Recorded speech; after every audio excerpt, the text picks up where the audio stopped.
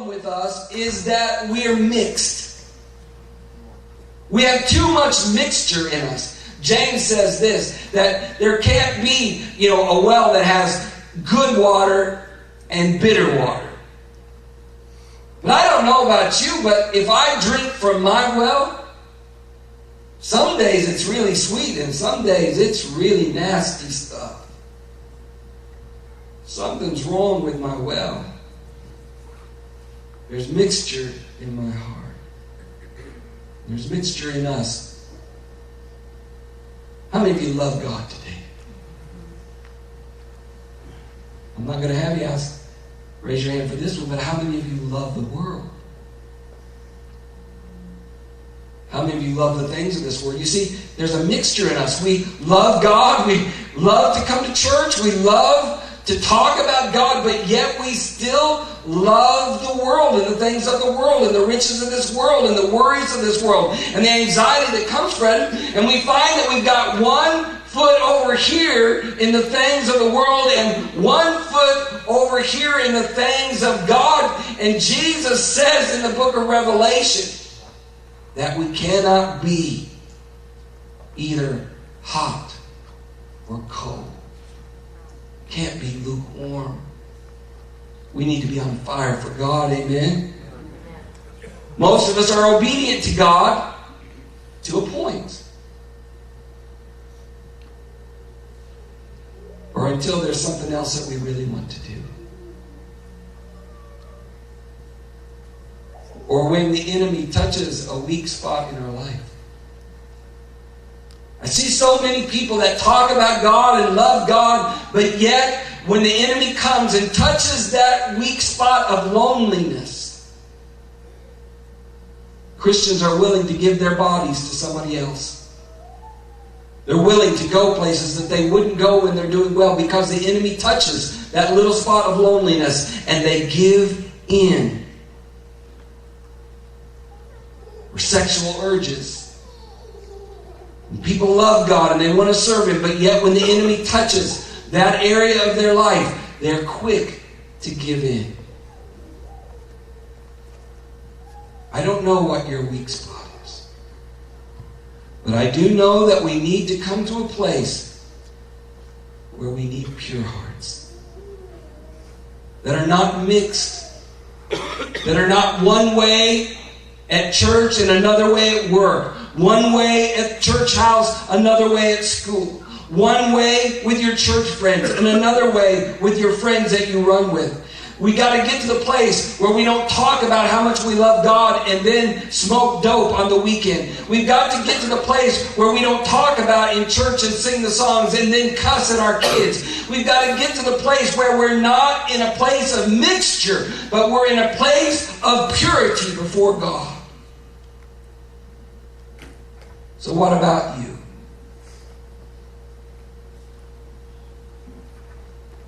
And this is the first Sunday of 2008. Why not take a good look at yourself? Are you pure gold? Or are you something else?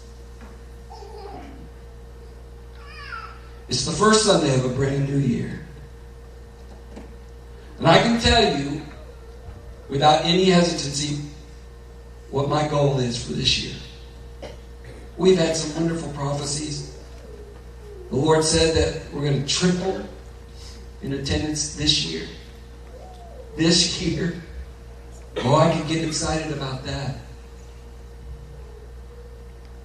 I'm going to get to minister again in France in October. I could get excited about that. But I'll tell you what my heart cry is. For this year, for 2008.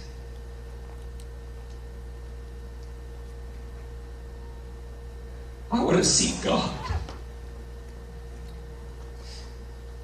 And I want to see Him high and lifted up. And I want to see His train fill this temple. When Isaiah had that great vision from God, he had to write it down. He said, in the year that King Uzziah died, I saw the Lord. And in this 2008, I want to see God. I want to see Him in my life. And I want to see God in your life. And the only way that can happen is to have a pure heart. Amen. I want to go back to where I once was. What's my problem? The problem is a lack of purity. There's mixture in my heart. So many of you can go back to thinking about 1991, 1992 when you came to the Lord. And you gave your heart to God. And your heart was pure. And you desired the things of God. And you spoke in tongues. And you longed for Him. And you wanted Him. And you were in the Word. And you talked about Jesus all the time. For others of you, it was different times, different years. But I think we need to go back to where we lost the power. Go back to where the axe head fell in the water. And we need to once again say, there will be no more mixture in my heart. I will be all out for God.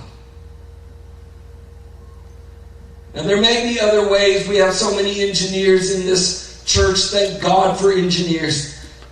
But the only way that I know to purify metal is to heat it up. That's the only way I know, is to heat it up.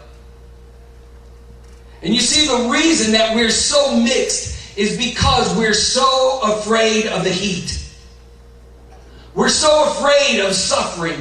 We're so afraid of those hard things that come in our lives. We're so afraid for something to be hard. And so whenever anything comes that's a little bit difficult, that takes a little bit of discipline, that takes a little bit of a decision to live different, we don't want it because the heat is too high.